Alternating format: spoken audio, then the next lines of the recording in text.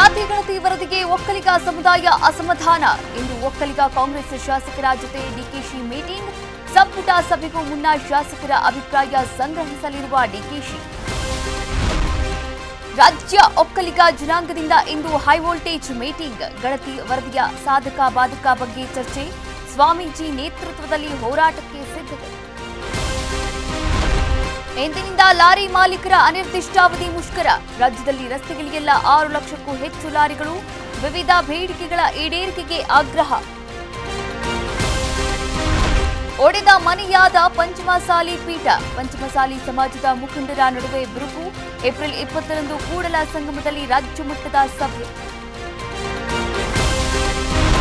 ಇಂದು CM Siddaramaiah ಪಾಲಿಗೆ big day. Lokayukta B report ಪ್ರಶ್ನಿಸಿದ ಅರ್ಜಿ ಆದೇಶ. ಬಿ ರಿಪೋರ್ಟ್ ತಿರಸ್ಕೃತಗೊಂಡರೆ ಸಿಎಂಗೆ ಸಂಕಷ್ಟ.